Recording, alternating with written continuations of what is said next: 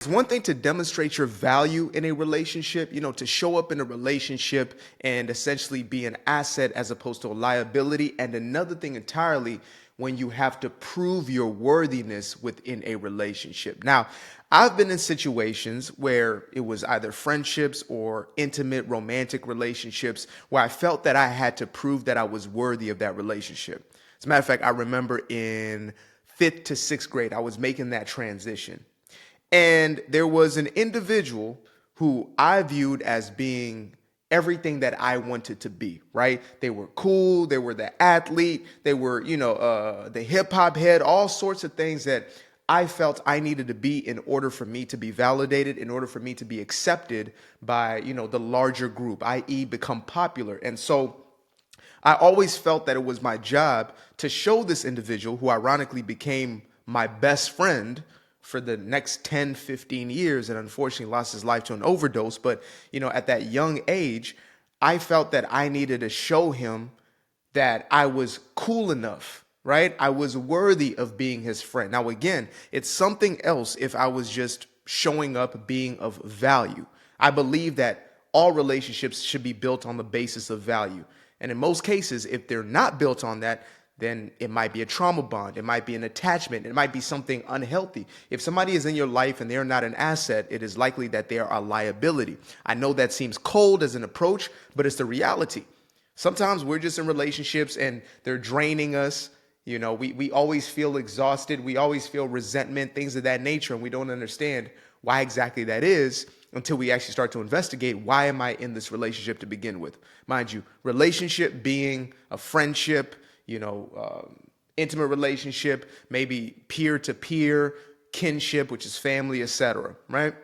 This is included in every single form of a relationship, or this is relevant for every type of relationship. So in that dynamic, it felt like I was always trying to catch up. I was always trying to do things. It almost felt like what a kid who was going through, let's say, rookie hazing on a sports team, or somebody who was going through, the initiation into a fraternity or something of that nature. Just not as extreme and not as external, but internally, I felt like I always had to be somebody else. I had to project myself in a certain type of way. Maybe I had to dress in a certain way. I had to speak in a certain way in order for me to be accepted. And unfortunately, it worked. I always say, if you aspire to be popular for popularity's sake and it works, that is one of the most unfortunate things that may happen to you, because you will easily lose yourself in that world, right? And unfortunately, for those who I surrounded myself with, many of them ended up either losing their lives or losing their freedom as a byproduct of trying to be somebody who was cool, somebody who was popular, being on the dope, running the streets, doing those type of things. But that was one of the most powerful lessons for me in hindsight, where I look back to say, man, you never had to prove anything. If this person could not accept you and befriend you on the basis of who you genuinely were, then there is no relationship. Because when the real me actually started to show up, there was more and more of a separation. There was more of a dissonance or a distance.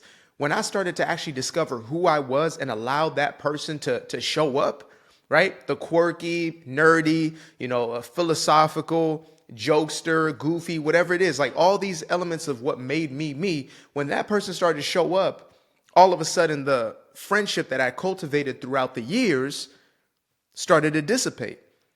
And this happens, unfortunately, more often than not in romantic relationships, where you find yourself having to show up in some, or not having to, but you decide to show up in a certain way that you feel will make you more acceptable. You feel that this is the only way that you're going to be valued or validated by this individual, that they will have a positive evaluation of you.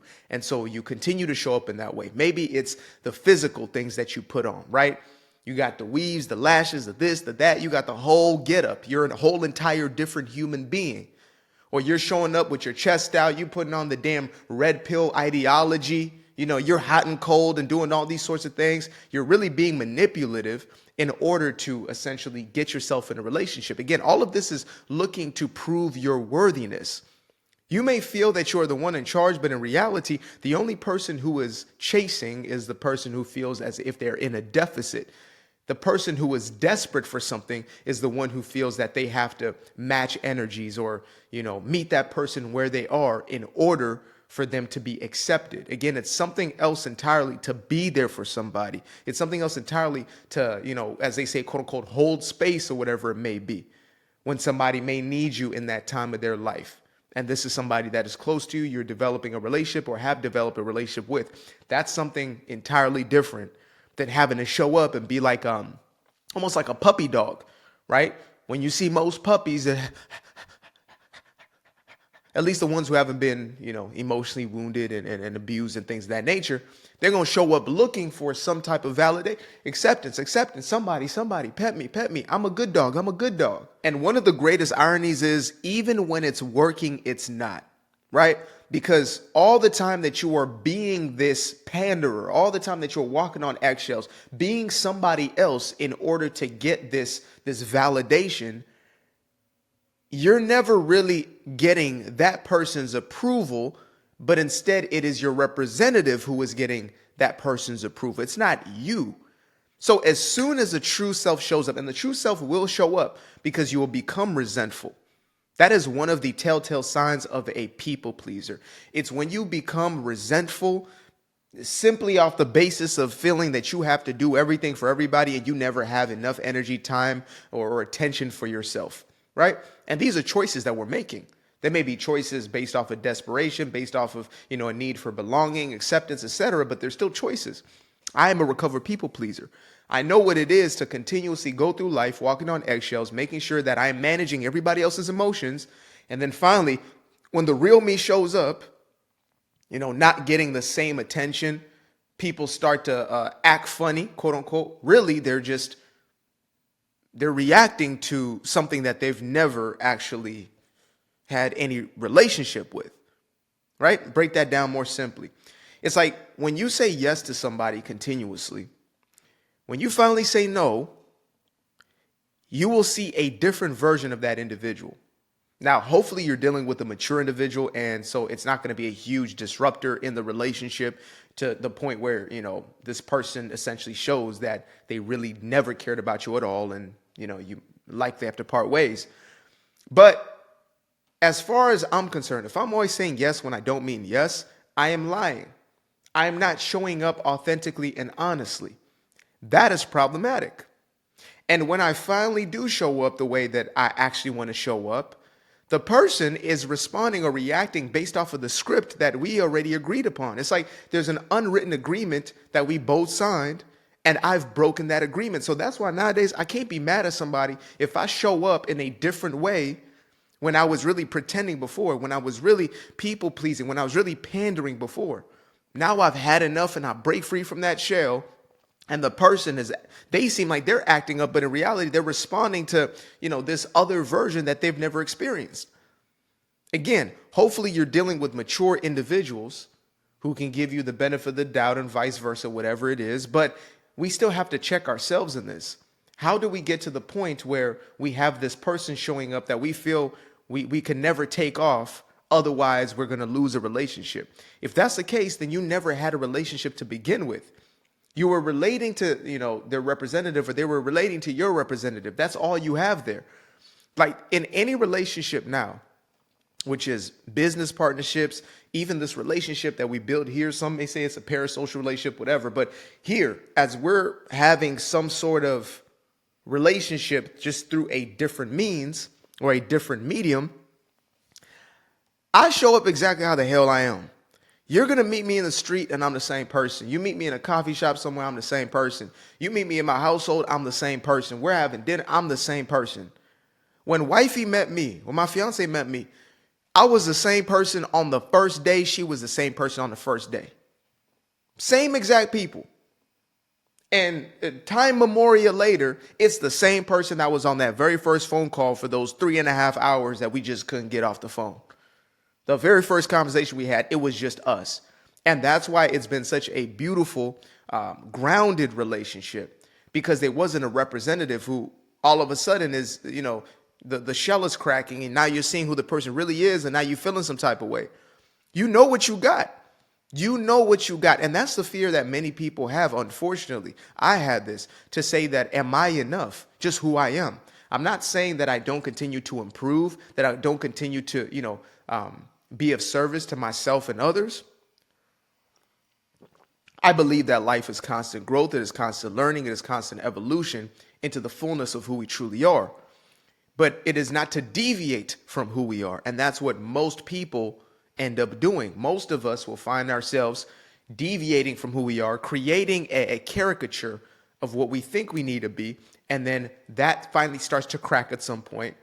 For many, unfortunately, much later down the road in life, you live inauthentically, and oftentimes it is some physical ailment, some life crisis, or whatever it is that emerges that finally has us fully break through, right? If you go into the works of Dr. Gabor Mate, he has done extensive research in his last 50 years in medicine of how unresolved trauma manifests itself as chronic ailments. That's real. You will physically get sicker and sicker as you repress those true core elements of who you are. There's a statement of the good die young, and he explains that saying, because most of those people who are considered good are the ones who are quote unquote behaving best, the ones who are portraying an image of niceness. They were always there for everybody. They never said no. They're always doing this, doing that, doing this. They just had a heart for everybody. In reality, that person might have been bitter, resentful. They felt some type of way about almost everybody because they didn't feel as if they had any level of independence. They never made a decision to show up as they were. 80% of the time, they wanted to say no. Me, on a daily basis, I do what I do because I love what I do. This is my purpose, my gifting, my passion. Some cases, I have the ability to go through comments, etc. But I spend most of my time creating content, researching, then spending time with my loved ones, right? So, and of course, eating and sleeping and the rest of those little human things, right? But these are the things that I do. So if I get a chance, I might be able to comment here or there. It's not because I don't love you, I don't mess with you, whatever it is. But if somebody started putting that pressure on me, say, you need to, otherwise I'm cool off that. No, thank you. I don't do a tit for tat. Like, I don't do that. I don't live in that world where you owe me something. If I do something for you, it's because I'm doing it for you. If I show up in a certain type of way, because it's how I want to show up, sometimes I might be real quiet, real low key. I'm talking to nobody. It doesn't mean that I hate you. I feel some type of way about you. That's just how I feel at that moment. I've learned to, or relearned how to be authentic in every situation. So if I'm really upbeat, I'm there, I'm boo, boo, boo, then that's where I'm at with it. Regardless how you may feel, oh, he's being too much, he's being too extra. Some people may watch my videos and think, man, he's all over the place. Well, that's how I am at that moment, all over the place. Sometimes I'm somber, I'm da-da-da. I might be methodical with it. Sometimes I'm real jokey with it, right? Everything is a damn pun. I'm real goofy with it. I'm real whatever to cringe with it. But that's how I am in that moment. I'm going to show up authentic to the moment. Simple as that. And when we start to do that in our relationships, then we start to have the relationships we actually desire instead of going out there and trying to prove something to some damn body. Treating people like they're celebrities. We shouldn't be treating celebrities like they're celebrities. There's no such thing. I hope to you, I am not some sort of celebrity. I'm a dude who has his own perspective in life, who has his own purpose and his own mission of getting us to a place where we can actually begin to take accountability and responsibility for our lives and free ourselves on the basis of that. But I'm not your hero. I'm not your savior. I'm not your celebrity. I'm not any better or worse than you. We are all human doing our thing. I'm just a brother who's making this set of decisions and getting this set of results out of that life. And I share those results and, hopefully they can be helpful to somebody out there. But I'm not out here trying to be something in order for you to validate me and like me. That's why I speak on things that seem controversial. They're not controversial to me. They're just my honest opinion. And if I'm unliked for it, if I'm disliked, when I started putting out a lot of these type of videos, speaking on whether it was, race, social, economic things, etc., political views, whatever it is, being a right-leaning black man, I got a lot of hate, dislike, people calling me all types of crazy stuff. Before the quote unquote algorithm started kicking in and actually bringing people who resonate with the message before that. What? I was nothing but a sellout to them folks, but I kept putting the content out because that's my God honest opinion. That's how I genuinely feel. And sometimes people will view you and think, oh man, you grifting, this can't be real, because they're not used to an authentic experience with somebody. They're not used to an authentic opinion about something. I see something, I call it as I see it. I might be dead ass wrong about that thing, but I will stand on what I stand on. And if I realize that I was wrong about it, I will correct. And we should all have the option to correct. But as far as going through life trying to gain somebody's approval, gain somebody's acceptance, man, I want to be somebody to that person. You will never be something to a person who can't be something to themselves. Why do they need you to be something? It's like when folks have all these external markers of what they need to have a perfect partner. They got to have this and this attribute, that external, and it's always external, right? They got to have this type of lifestyle, this much money, this type of body, this type of whatever. That means you want a trophy. Men and women, y'all want a damn trophy. You don't want a human being. You want a caricature. You want something that you can show off to your friends. You want something that you can, flex on somebody with. You don't want a real human being. You want an image. And you need to ask yourself, why is it that I want an image as opposed to an authentic relationship? What is it that I feel I'm lacking, that I feel I'm going to get if this person is on my arm? It's time for us to come back to an authentic core. The one that you were 2-3 years old when you used to get in trouble because you were being real, you called rude, you called selfish, you called this, you called that. That was nothing more than shaming language used by individuals who already had programmed that part out of themselves or had that part of them programmed out, and they perpetuated that program. I'm back in that zone. The little kid who says, "Oh man, that's disgusting. That's not right. Oh, I really like that. Oh, I don't like that." Unsubscribe. Somebody come up to me, "Hey, I'm cool. I ain't got to do that. I'm not playing a character anymore. I'm done with that. I'm done." I used to be afraid of the dark, a place unknown like a heart in their heart. I used to see my life in the bar. Now the kids unchained, every shackle is lost. 2 steps in the moonlight, 2-step in the daytime. You just know when it feel right. You got a feeling the time's not. See you through those shades that I just threw on.